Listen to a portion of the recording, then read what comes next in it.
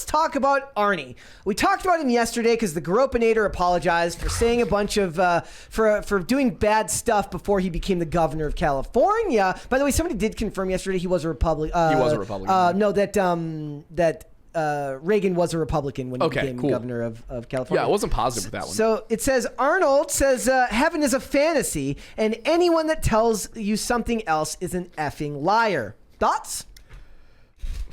Yeah. What say you, Floor?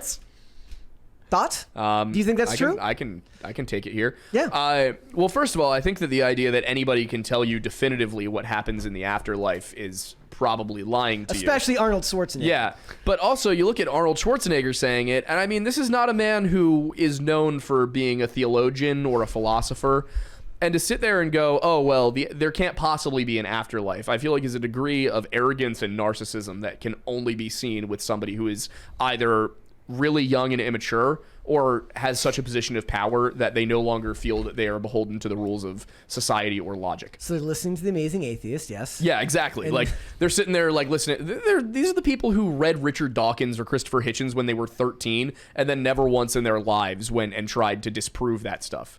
I think, there's books that do make the case, like Case for a Creator, which I think is a very intriguing read. But you look at what Arnold's saying here, and I do think to go and say, Arnold's calling anybody who's religious stupid, it would be too far. It sounds like he's more of an agnostic, like he's saying, I don't know precisely what happens, but there's no heaven. And I think that saying there's no heaven is where it's ironic to me that he could say, anyone who tells you there is a heaven is a liar. Well, anyone who can tell you concretely there isn't a heaven is also a liar. So where are you coming from here? Yeah. Also, for this, it's like, do you think it's part of his age? And he's just reaching a point now where he's considering these questions more because he's getting up there. He mentions in the article that, look, a lot of people he knew from when he was younger, they've passed on. There's not a lot, there's people that are dying around him. And so these questions become more important and maybe a lot harder to ask yourself and actually entertain when your mortality is, knocking at the door, per se. I mean, I don't know. I personally, I'm an agnostic because of for the same reason that I don't believe there are aliens visiting us, is the same reason that I don't believe that there is an afterlife. I have seen no evidence of it. All the evidence that I have is it seems reasonable to assume that pre-life is the same thing as post-life, which just basically just an absence of experience.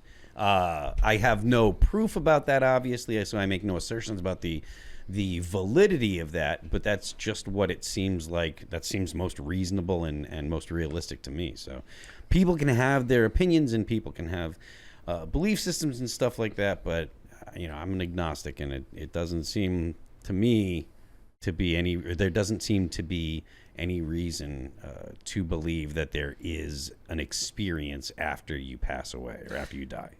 But how do you feel about Arnie's comments on freedom? That's the real question. How do you feel about the fact that did you see that when he was like, F yeah, I mean, and then he like walked it back. He's like, oh, sorry for being a bit of an authoritarian there. I did an authoritarian. He's like, look, if I get COVID, I might die because I'm kind of old. So screw your freedom is essentially what I heard. Which to me is like, and I don't want that to happen because nothing happens after. like. Maybe don't take risks with your health then, like going outside during a pandemic. Don't demand everybody else in the world pussyfoot around to help you. Don't make Terminator Dark Fate and everybody would be much better off. That was the real problem. Like he made that movie. He says, it reminds me of Howard Stern's question to me. Tell me, Governor, what happens to us when we die? I said nothing. You're 6 feet under. Like, for these types of questions, I get what you're saying. Like for a lot of people, like for me, I would classify myself as well as an agnostic. But I just maybe it's the tone in which is impossible to discern here. Like the swear word in it makes it seem perhaps more callous than it actually comes off, right? So and people get defensive when these topics come up. It's like it's really funny. I restarted True Detective season 1, which is a masterpiece. I love that first season. It's one of the few shows where a lot of times I talk a lot about rewatching television, and when I put something on that I'm rewatching, a lot of times it's background noise while I'm working and doing other things because there's something about it that I want to re-experience, even if I'm just watching it secondhand. But True Detective season 1, I have to actually give all my attention to. And it reminds me in that first episode when they're talking about going to his Rust, like they're going to his house, and he's talking about, like, maybe we shouldn't talk about religion and politics with the family because for a lot of people it's a dicey subject, right? Like you can't get people to have rational discussions about it. So it's actually not an irrational one. I just like the idea that Arnie's going through an edgy boy atheist phase in his 70s. He's just really late to the party. He's gonna hit a Jordan Peterson like wave in like 10 years when he's 85. The chat is really upset with me for saying that I'm agnostic. Really? Yeah. To me, I find Phil's an NPC. I find where does your personality come from, Phil? Like, well, you don't really have to believe in an afterlife to have a personality. Also, personally, I find agnosticism to be one of the like most humble belief systems out there, because you're saying I don't know. Yeah, you're not saying I know one way or the other. Mm-hmm. So I don't ever get anybody for being an agnostic. Yeah, I'd much prefer somebody say I'm agnostic than say I know that God isn't real or I know that you're going to hell. Like something like that. Mean, the thing is, like, I mean, obviously, you can't know what it's like.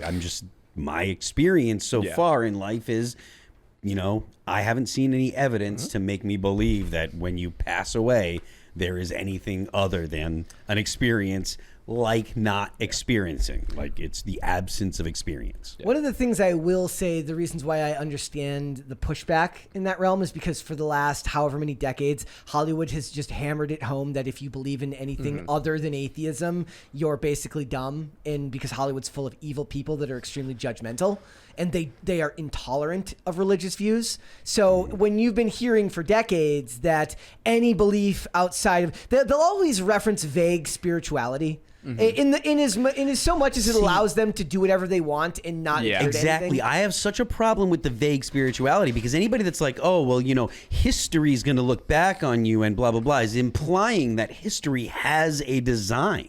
It's implying that history is going to a place, and you can't tell me that you don't have some kind of belief in a God if you believe that there is an end goal.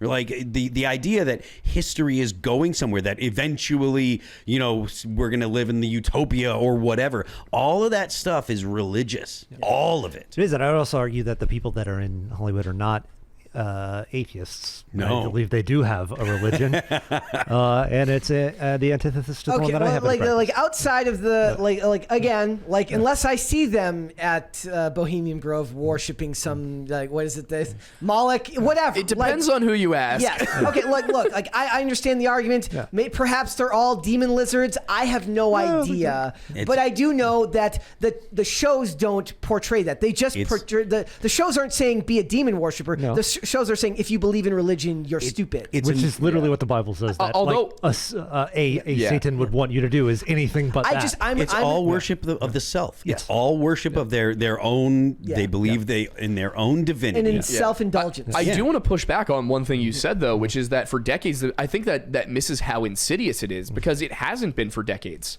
If you look at media from the 2000s, there's a lot of nuance. There's a character who doesn't believe. Yes, there's no, a character. I understand. But what I'm not saying you're necessarily both wrong. sides of the argument. What I'm saying is, in such a short period of time, we have gone from presenting both sides, and both atheism and religion are acceptable, to if you're religious, you're stupid and possibly even dangerous. That's specifically because there are competing religions. It's because what's going on is the left or whatever, they're trying to discredit the old religion because they want to supplant it with their new religion, and that's 100% what's going on. You're so the idea right.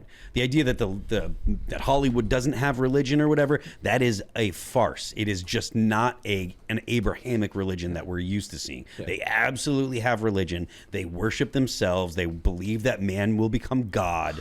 It's all wrapped up in that Gnostic thing they got going on. So I do think there's also another angle. Apotheotheism. Is that what it's called? Yes. Okay. There's another angle to it as well, which is when you consider think about the other news that we looked at Arnold Schwarzenegger yesterday. He's got a lot of bad stuff that he did in the past that he seems that he's worried about, and it's much easier to tell yourself there is no afterlife and therefore no punishment than to tell yourself there is an afterlife and I hope I've been good enough. Yeah. Well, it's like, what does Jordan Peterson say? He's like, I don't know if God is real, but I act as if he is. Yeah. Just in case. Yeah. Well, the thing is, it is true that Pascal's no matter waving. what people say, what they act out in the world is what they actually believe. So you can say you don't believe this or you don't believe that, but if you're acting out a certain way in the world, there is an argument to be made that, hey, look, whether or not you say you believe this, these are the things that you're doing. So people love to say that, like, people a lot of times don't realize that without a God, there is no real reason for morality, or there's no basic morality. There's no innate morality. Yeah. And so if you act in a quote unquote moral way, you are acting as if you believe in a God to some degree. So. I don't know. For like, you are right, Aiden, that like, look, I watch a lot of old television shows, and it's insane how far the Overton window on these issues has pushed in such a short period of time. I wasn't saying that you were wrong about the window like, shifting at all. I just think it's insidious how fast it's shifting. There's it mirrors a lot of other things too. There's it's a show called Everwood with Treat Williams, and it's got these two Everwood And It's Chris Pratt. Yes, a young Chris Pratt. sponsored by Viagra. And I'll tell you what, like, I make the argument all the time. I said the reason why women in Hollywood think that the world is unfair to them is because women start with their beauty and men grow into their faces most of the time. Yeah. Chris Pratt is a fantastic example of somebody who grew into his face, because in that show he's not ugly. He's a good-looking dude. It's just he looks like a kid, but he's in his early 20s at the time. But I think a lot of that was he was fat too, so he had some more rounding. This is before that. So he was actually he didn't even have the pudge that he had Damn. in Community or whatever. Like Parks and Rec. So, in this show, it's got a country doctor in this town, in this Colorado town, and then the guy that moves there is a city doctor who is a surgeon, and it's played as like the country doctor is the conservative, and the doctor who's the lead of the show is the liberal doctor, and they have all of these opposing views. And the conservative doctors, he's always portrayed as kind of like a stick in the mud, but they're friends. Like they're not the two main characters. The one doctor's the main character, the other one's part of an ensemble cast, but they're friends in the show. And he's not portrayed as inherently evil. He's not portrayed as a bad person. There is something to be said that maybe they're saying that, look at this guy with his slightly backwards views, but it's portrayed in a way that is so much more rational than it is now. And an example of how far it's pushed is the liberal doctor, the one who's on the left, that you would portray as on the left there. There's an episode where a girl has to come in because her mom let this girl get like breast implants at 17. And he's like, why the hell would you do that? Like he's, in today's society now, that wouldn't even be a topic. Yeah. It would just be like, oh, she wanted it. Well, then just do it. Like it's very interesting. What I was reading the chat, so I missed exactly what show we're talking about. It was called Everwood. Okay. It was on Gotcha. from like 2004 to 2008 or something. Like Gotcha. it was like a family drama. It's Right. it's like discount One Tree Hill or something like that. But I liked it a lot, and I liked Treat Williams in that role. But it's just interesting because those two characters play that dynamic. Also, the shows from that time period, I've been watching Veronica Mars, which I love. They're so much more honest about the high school experience. Even if the high school experience they're showing isn't reality, they're more honest about how kids actually thought back then. So, thanks for watching. Listen to full episodes of Pop Culture Crisis on Spotify. Keep up with us on social media and make sure you subscribe and ring that bell so you never miss the show. Bye, guys.